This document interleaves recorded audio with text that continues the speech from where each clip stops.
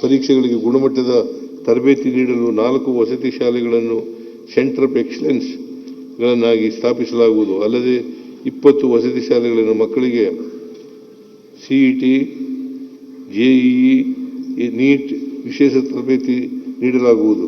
ಎಲ್ಲ ಸಮುದಾಯಗಳ ವಿದ್ಯಾರ್ಥಿಗಳಿಗೆ ನಿರಂತರ ಕಲಿಕಾ ಅವಕಾಶಗಳನ್ನು ಒದಗಿಸಲು ಮತ್ತು ಜ್ಞಾನವನ್ನು ವೃದ್ಧಿಸಲು ಆಯ್ದ ವಕ್ಫ್ ಆಸ್ತಿಗಳಲ್ಲಿ ಕಲಿಕಾ ಕೇಂದ್ರ ಹಾಗೂ ನಾಗರಿಕ ಸೇವಾ ಕೇಂದ್ರಗಳನ್ನು ಪ್ರಾರಂಭಿಸಲಾಗುವುದು.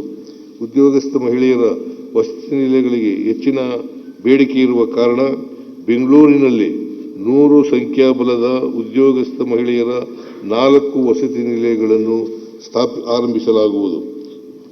ಜೈನ, ಬೌದ್ಧ ಮತ್ತು ಸಿಖ್ ಸಮುದಾಯಗಳ ಸಮಗ್ರ ಅಭಿವೃದ್ಧಿಗಾಗಿ 100 ಕೋಟಿ ರು ಅನುದಾನವನ್ನು ಮೀಸಲಿರಿಸಲಾಗಿದೆ. ಬೌದ್ಧ ಧರ್ಮದ ಧಮ್ಮಾಚಾರಿಗಳಿಗೆ 6,000 ರುಗಳ ಮಾಸಿಕ ಗೌರವಧನವನ್ನು ನೀಡಲಾಗುವುದು. ಅಲ್ಪಸಂಖ್ಯಾತ ಸಮುದಾಯದ ನಿರ್ಗತಿಕ ಜನರಿಗೆ 100 ಸಂಖ್ಯಾಬಲದ 2 ಮಹಿಳಾ ವೃದ್ಧಾಶ್ರಮಗಳನ್ನು ಪ್ರಾರಂಭಿಸುವುದಕ್ಕೆ ನೆರವು ನೀಡಲಾಗುವುದು. ಅಲ್ಪಸಂಖ್ಯಾತರ ಪ್ರತಿಭಾವಂತ ಬಡ ವಿದ್ಯಾರ್ಥಿಗಳಿಗೆ ತಾಂತ್ರಿಕ ಹಾಗೂ ಉನ್ನತ ಮಟ್ಟದ ಡಿಜಿಟಲ್ ಶಿಕ್ಷಣವನ್ನು ಪ್ರೋತ್ಸಾಹಿಸಲು 5,000 ವಿದ್ಯಾರ್ಥಿಗಳಿಗೆ ಲ್ಯಾಪ್ಟಾಪ್ ಖರೀದಿಗಾಗಿ ತಲಾ 50,000 ರುಗಳನ್ನು ನೀಡಲಾಗುವುದು. ಅಲ್ಪಸಂಖ್ಯಾತ ಸಮುದಾಯದ ನಿರುದ್ಯೋಗಿ ಯುವಕ ಯುವತಿಯರಿಗೆ fast food truck trailer, mobile kitchen, food kiosk ಸೌಲಭ್ಯಗಳನ್ನು ನಿಗಮಗಳ ಉದ್ಯಮಶೀಲತಾ ಅಭಿವೃದ್ಧಿ ಯೋಜನೆಯಡಿ ಘಟಕ ವೆಚ್ಚದ 75% ಅಥವಾ ಗರಿಷ್ಠ 3 ಲಕ್ಷಗಳ ಸಹಾಯಧನ ನೀಡಲಾಗುವುದು. ಅಲ್ಪಸಂಖ್ಯಾತ ಸಮುದಾಯದ ಮಹಿಳಾ ಸ್ವಸಹಾಯ ಗುಂಪುಗಳ ಸ್ವಯಂ ಉದ್ಯೋಗಕ್ಕಾಗಿ ಪ್ರೋತ್ಸಾಹ ನೀಡಲು ಅಲ್ಪಸಂಖ್ಯಾತರ ಮಹಿಳಾ ಕೋಆಪರೇಟಿವ್ ಸೊಸೈಟಿಗಳನ್ನು ಸ್ಥಾಪಿಸಲಾಗುವುದು. ಹಿರಿಯ ನಾಗರಿಕರಿಗೆ ಆರೋಗ್ಯ ಮತ್ತು ಆರೈಕೆ ಸೇವೆಗಳನ್ನು ಒದಗಿಸುವ ನಿಟ್ಟಿನಲ್ಲಿ ಕ್ರೈಸ್ತ ಸಂಸ್ಥೆಗಳು ನಡೆಸುವ 10 ವೃದ್ಧಾಶ್ರಮಗಳಲ್ಲಿ ಸಮಗ್ರ ಜೀರಿಯಾಟ್ರಿಕ್ ಪ್ಯಾಲಿಯೇಟಿವ್ ಕೇರ್ ಘಟಕಗಳನ್ನು ಸ್ಥಾಪಿಸಲು ತಲಾ 50 ಲಕ್ಷಗಳಂತೆ ಒಟ್ಟಾರೆ 5 ಕೋಟಿ ರುಗಳನ್ನು ಒದಗಿಸಲಾಗುವುದು. ಬೆಂಗಳೂರಿನ ಕೆಂಗೇರಿಯಲ್ಲಿ ಆಶೀರ್ವನಂ ಬೆನೆಡಿಕ್ಟಿನ್ ಮೊನಾಸ್ಟರಿಯ 2 ಎಕರೆ ಜಾಗದಲ್ಲಿ ಅಲ್ಪಸಂಖ್ಯಾತರ ಅಭಿವೃದ್ಧಿ ಮತ್ತು ತರಬೇತಿ ಕೇಂದ್ರ ಸ್ಥಾಪಿಸಲು ಮುಖ್ಯ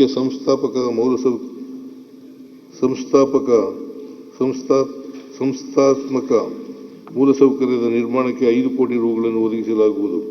ಸಂವಿಧಾನ ಶಿಲ್ಪಿ ಡಾಕ್ಟರ್ ಬಾಬಾ ಸಾಹೇಬ್ ಅಂಬೇಡ್ಕರ್ ಹಾಗೂ ಇತರೆ ಸಮಾಜದ ಸುಧಾರಕರ ಪುಸ್ತಕಗಳನ್ನು ಉರ್ದು ಭಾಷೆಯಲ್ಲಿ ಅನುವಾದಿಸಲಾಗುವುದು. ಆಧ್ಯಾತ್ಮಿಕರು ಹಾಗೂ ಸಂಬಂಧಿಕರಿಗೆ ಅಗತ್ಯ ಸೌಲಭ್ಯ ಮತ್ತು ಸೌಕರ್ಯಗಳನ್ನು ಒದಗಿಸಲು ಹುಬ್ಬಳ್ಳಿ ಮತ್ತು ಕಲಬುರಗಿಯಲ್ಲಿ ಹಜ್ ಭವನಗಳನ್ನು ನಿರ್ಮಾಣ ಮಾಡಲಾಗುವುದು. ವಕ್ಫ್ ಸಂಸ್ಥೆಗಳಲ್ಲಿನ 31 ಮಹಿಳಾ PU ಕಾಲೇಜುಗಳು ಪದವಿ ಕಾಲೇಜುಗಳನ್ನಾಗಿ ಉನ್ನತೀಕರಿಸಲಾಗುವುದು. ಮುಂದುವರೆದು ಸವಣೂರಿನಲ್ಲಿ ಒಂದು ಹೊಸ ಮಹಿಳಾ PU ಕಾಲೇಜನ್ನು ಪ್ರಾರಂಭಿಸಲಾಗುವುದು. ವಾಣಿಜ್ಯ ಉದ್ದೇಶಕ್ಕೆ ಅತಿ ಹೆಚ್ಚು ಬೇಡಿಕೆ ಇರುವ ಪ್ರದೇಶಗಳಲ್ಲಿ ವಕ್ಫ್ ಆಸ್ತಿಗಳನ್ನು ಸಾರ್ವಜನಿಕ ಖಾಸಗಿ ಸಹಭಾಗಿತ್ವದಲ್ಲಿ ಸಮಗ್ರವಾಗಿ ಅಭಿವೃದ್ಧಿಪಡಿಸಲಾಗುವುದು. ಬೀದರ್ನ ಶ್ರೀ ನಾನಕ್ ಜೀರಾ ಸಾಹೇಬ್ ಗುರುದ್ವಾರದಲ್ಲಿ ಗ್ರಂಥಾಲಯವನ್ನು ಸ್ಥಾಪಿಸಲಾಗುವುದು. ವಸತಿ ನಮ್ಮ ಸರ್ಕಾರ ಅಧಿಕಾರಕ್ಕೆ ಬಂದ ನಂತರ ವಿವಿಧ ವಸತಿ ಯೋಜನೆಗಳಡಿಯಲ್ಲಿ 7,328 ರುಗಳ ಮೊತ್ತದಲ್ಲಿ ಒಟ್ಟಾರೆ 4,19,454 ಮನೆಗಳ ನಿರ್ಮಾಣವನ್ನು ಪೂರ್ಣಗೊಳಿಸಿ ಫಲಾನುಭವಿಗಳಿಗೆ ಹಸ್ತಾಂತರಿಸಲಾಗಿದ್ದು, ಪ್ರಸಕ್ತ ಸಾಲಿನಲ್ಲಿ 3 ಲಕ್ಷ ಮನೆಗಳನ್ನು ಪೂರ್ಣಗೊಳಿಸುವ ಗುರಿಯನ್ನು ಹೊಂದಲಾಗಿದೆ.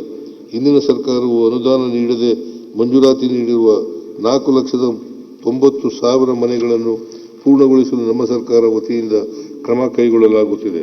ಸರ್ವರಿಗೂ ಸೂರು ಕಲ್ಪಿಸುವ ಉದ್ದೇಶದಿಂದ ರಾಜ್ಯದ ವಿವಿಧ ವಸತಿ ಯೋಜನೆಯಡಿ BLC ಆಧಾರಿತ 1 ಲಕ್ಷ ಮನೆಗಳ ಹೊಸ ಗುರಿಯನ್ನು ಮಂಜೂರು ಮಾಡಲಾಗುವುದು. 1 ಲಕ್ಷ ಮನೆಗಳ ಹೊಸ ಗುರಿಯನ್ನು ಮಂಜೂರು ಮಾಡಲಾಗುವುದು.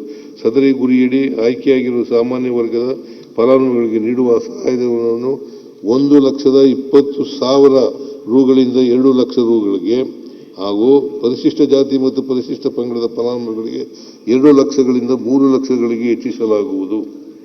ರಾಜ್ಯ ವಸತಿ ಯೋಜನೆಗಳಡಿ ಅರ್ಹ ಫಲಾನುಭವಿಗಳನ್ನು ಮ್ಯಾನ್ಯುಯಲ್ ಲಾಟರಿ ಪ್ರಕ್ರಿಯೆಯ ಮೂಲಕ ಆಯ್ಕೆಗೊಳಿಸಲಾಗುತ್ತಿದ್ದು, ಇನ್ನು ಮುಂದೆ ಆನ್ಲೈನ್ ಲಾಟರಿ ಮೂಲಕ ಗ್ರಾಮ ಸಭೆಗಳಲ್ಲಿ ಆಯ್ಕೆಗೊಳಿಸಲಾಗುವುದು. ಪ್ರಧಾನಮಂತ್ರಿ ಆವಾಸ್ ಯೋಜನೆಯಡಿ 1,29,000 ಮನೆಗಳ ನಿರ್ಮಾಣ ಕಾರ್ಯಕ್ರಮವನ್ನು ಕರ್ನಾಟಕ ಕೊಳೆಗೇರಿ ಅಭಿವೃದ್ಧಿ ಮಂಡಳಿ ಅನುಷ್ಠಾನಗೊಳಿಸಲಾಗುತ್ತಿದೆ. ರಾಜ್ಯ ಸರ್ಕಾರದಿಂದ 1,136 ಕೋಟಿ ರುಗಳ ಅನುದಾನವನ್ನು ಹೆಚ್ಚುವರಿಯಾಗಿ ಫಲಾನುಭವಿಗಳಿಗೆ ವಂತಿಗೆಗೆ ಎದುರಾಗಿ ಒದಗಿಸಿ 2025-26ನೇ ಸಾಲಿಗೆ ಒಟ್ಟಾರೆ 79,134 ಮನೆಗಳನ್ನು ಲೋಕಾರ್ಪಣೆ ಮಾಡಲಾಗಿದೆ. ಇದರಿಂದ ಕೊಳೆಗೇರಿ ನಿವಾಸಿಗಳಿಗೆ ಶಾಶ್ವತ ಸೂರು ಕಲ್ಪಿಸಿದಂತಾಗಿದೆ. ಕೆಎಚ್ಬಿ ಸೂರ್ಯ ಕ್ರೀಡಾ ಗ್ರಾಮ ಎಂಬ ಹೆಸರಿನಲ್ಲಿ ಕರ್ನಾಟಕ ಗೃಹ ಮಂಡಳಿ ವತಿಯಿಂದ ಬೆಂಗಳೂರು ನಗರ ಜಿಲ್ಲೆಯ ಆನೇಕಲ್ ತಾಲೂಕಿನಲ್ಲಿ 80,000 ಆಸನ ಸಾಮರ್ಥ್ಯವುಳ್ಳ ಕ್ರಿಕೆಟ್ ಕ್ರೀಡಾಂಗಣ ಹಾಗೂ ಅಂತಾರಾಷ್ಟ್ರೀಯ ಕ್ರೀಡಾಕೂಟಗಳನ್ನು ನಡೆಸಲು ಅನುಕೂಲವಾಗುವಂತೆ ಅಂತಾರಾಷ್ಟ್ರೀಯ ಕ್ರೀಡಾಂಗಣವನ್ನು ನಿರ್ಮಾಣ ಮಾಡಲಾಗುವುದು. ಕೆಎಚ್ಬಿ ವತಿಯಿಂದ ನಮ್ಮ ಮನೆ ಯೋಜನೆಯಡಿಯಲ್ಲಿ ಮುಂದಿನ 2 ವರ್ಷಗಳಲ್ಲಿ 50,000 ನಿವೇಶನಗಳನ್ನು ರಿಯಾಯಿತಿ ದರದಲ್ಲಿ ವಿತರಿಸಲು ಉದ್ದೇಶಿಸಲಾಗಿದೆ. ಆಹಾರ, ನಾಗರಿಕ ಸರಬರಾಜು ಮತ್ತು ಗ್ರಾಹಕ ವ್ಯವಹಾರಗಳು. ನಮ್ಮ ಸರ್ಕಾರದ ಮಹತ್ವಾಕಾಂಕ್ಷೆ ಯೋಜನೆಯಾದ ಅನ್ನಭಾಗ್ಯ ಯೋಜನೆಯಡಿ ರಾಜ್ಯದ ಬಡವರ ಹಸಿವು ನೀಗಿಸುವ ಉದ್ದೇಶದಿಂದ 4.54 ಕೋಟಿ ಫಲಾನುಭವಿಗಳಿಗೆ ಪ್ರತಿ ಮಾಹೆ 5 ಕೆಜಿ ಹೆಚ್ಚುವರಿ ಅಕ್ಕಿಯನ್ನು ಯಶಸ್ವಿಯಾಗಿ ವಿತರಿಸಲಾಗಿದೆ. ಕಳೆದ 3 ವರ್ಷಗಳಲ್ಲಿ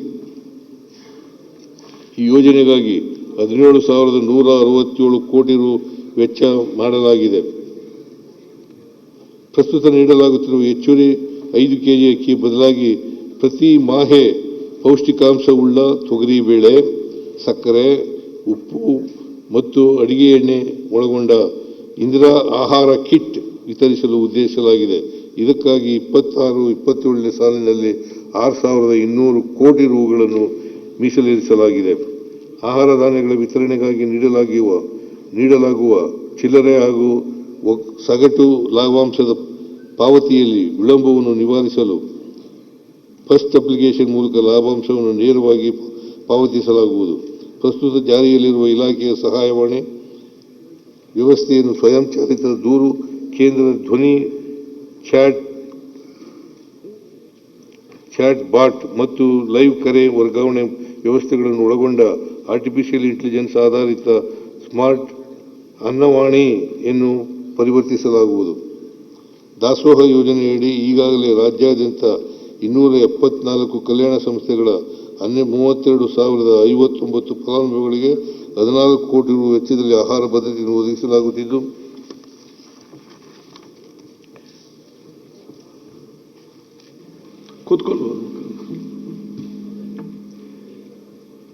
ವರ್ಷದಲ್ಲಿ 34 ಹೊಸ ಕಲ್ಯಾಣ ಇರುವ 6,701 ಫಲಾನುಭವಿಗಳಿಗೆ ವಿಸ್ತರಿಸಲಾಗುವುದು.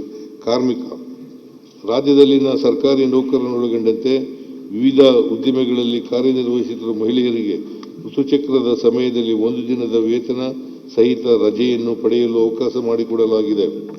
ಕರ್ನಾಟಕ ರಾಜ್ಯ ಕಾರ್ಮಿಕರ ಕಲ್ಯಾಣ ಮಂಡಳಿಗೆ ವಂತಿಗೆ ಪಾವತಿಸುವ ಸಂಘಟಿತ ಕಾರ್ಮಿಕರಿಗೆ ಮತ್ತು ಅವರ ಕುಟುಂಬದ ಅವಲಂಬಿತರಿಗೆ ವಿವಿಧ ಕಲ್ಯಾಣ ಕಾರ್ಯಕ್ರಮಗಳಿಗೆ ಒಟ್ಟು 43,936 ಅರ್ಹ ಫಲಾನುಭವಿಗಳಿಗೆ ಒಟ್ಟು 39 ಕೋಟಿ ರುಗಳ ಧನ ಸಹಾಯ ನೀಡಲಾಗಿದೆ. ಆಶಾದೀಪ ಯೋಜನೆಯಡಿಯಲ್ಲಿ ಪರಿಶಿಷ್ಟ ಜಾತಿ ಹಾಗೂ ಪರಿಶಿಷ್ಟ ಪಂಗಡಕ್ಕೆ ಸೇರಿದ ಒಟ್ಟು 5,062 ಅಭ್ಯರ್ಥಿಗಳ ಪರವಾಗಿ 18 ಕೋಟಿ ರುಗಳ ಅರ್ಹ ಉದ್ಯೋಗದಾತರಿಗೆ ಮರುಪಾವತಿಸಲಾಗಿದೆ.